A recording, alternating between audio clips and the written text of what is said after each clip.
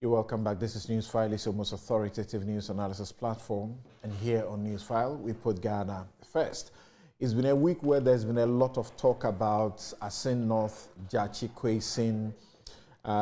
In just 3 days' time, Tuesday, the by-elections there will happen because the Supreme Court pronounced recently that he had allegiance to a country other than Ghana. And that was supposed to be Canada because he was once a dual national of that country as well. He had a dual allegiance to that country in addition to Ghana. At the time he picked his nominations to contest. So it doesn't matter that he got his renunciation certificate by the time he was elected and sworn in. That is the law. At the time you are filing your nominations, make sure that you are clean. So because of that, there's a by-election and the campaign has been heated. It looks like both the NDC and the NPP, all of them, national leaders are gravitating to Assin North. But this week, things were heightened as Gyampo the criminal trial. His lawyers sought the opportunity so that he would be excused from coming to court until the elections there were over, and he didn't get that.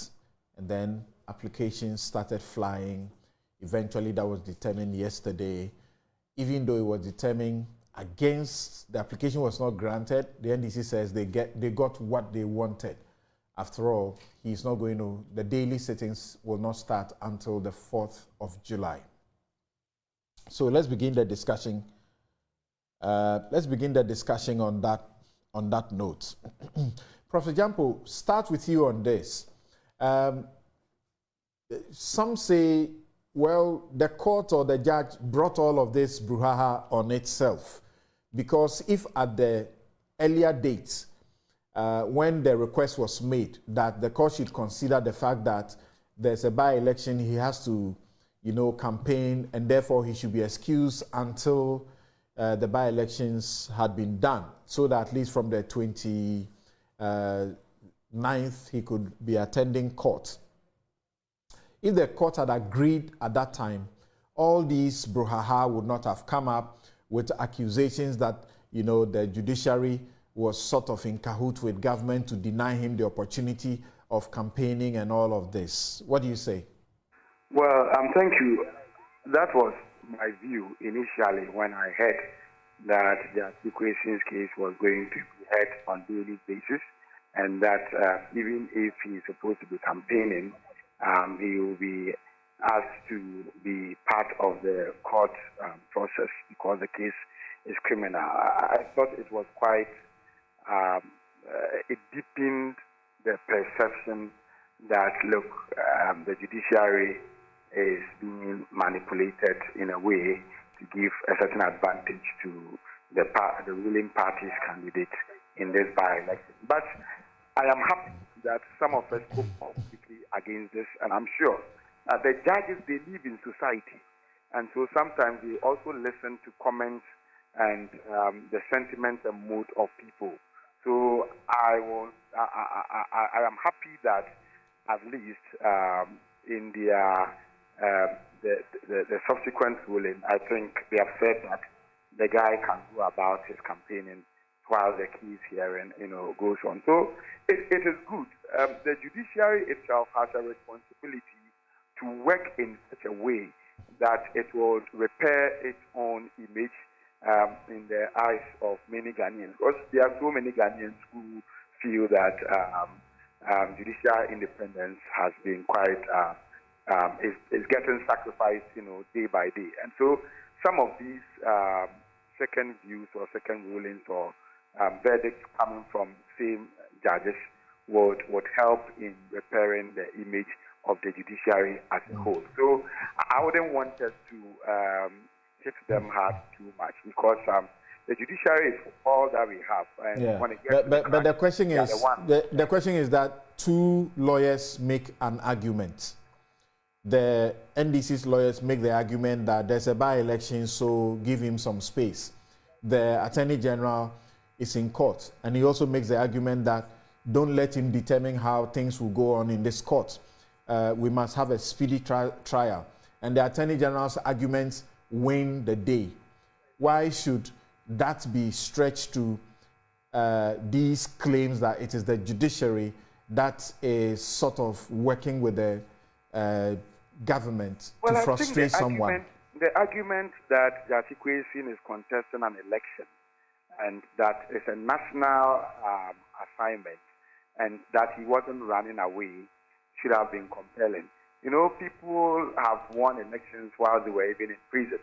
And so, to the extent that I was told that what Gyampo was, the journey was embarking was quite personal and non-national, I found that kind of argument ridiculous. And I believe the judge merely exercised a certain discretion that later on he or she found out that, look, that was not in the best interest of even our electoral politics and our democracy. And so if the decision was valid from the first one, I think it's something that we must comment. But okay. I purely believe that the Attorney General's argument shouldn't have been upheld in the first place. It was quite ridiculous to say that the assignment or exercise wasn't a national exercise. It's an important exercise about representation, serving constituent interests.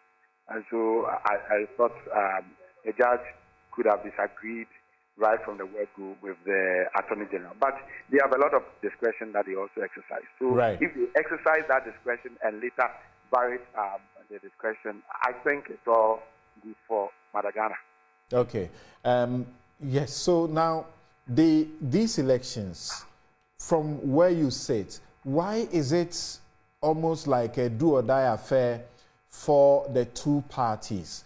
And why should it be so difficult for the NPP, NDC, to retain the seat after its candidate, won it by a margin of 3,305 or so votes? Don't forget that in same election, at the presidential race, the candidate of the NPP won.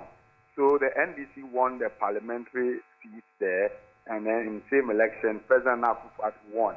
It tells you that, you see, the people there, they are quite cosmopolitan. And then the Assin North is the coming together of people from all backgrounds.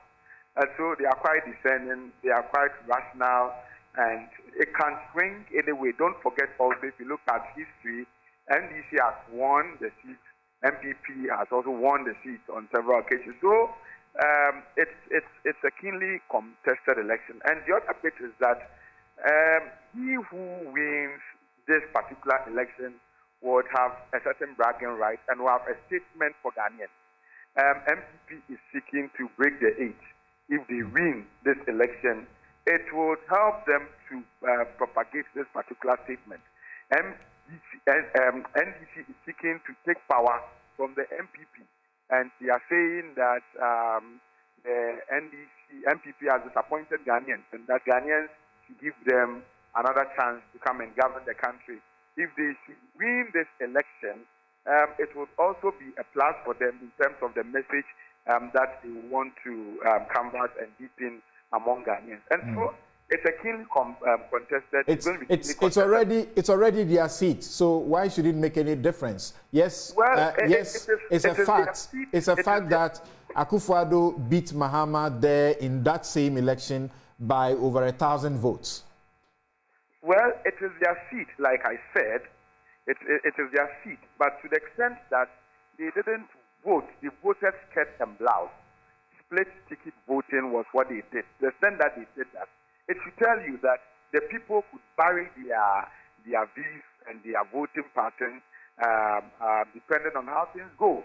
And it's not a safe seat for any political party. And if you are going into election in an area or in a constituency that can be described as an unsafe seat, then you must approach that process of election with caution and then with a lot of interest. And so that's why the two parties are keenly competing among themselves. Now, this time, you see, during such elections, you hear accusations of vote buying only from the ruling party side because they may have the resources.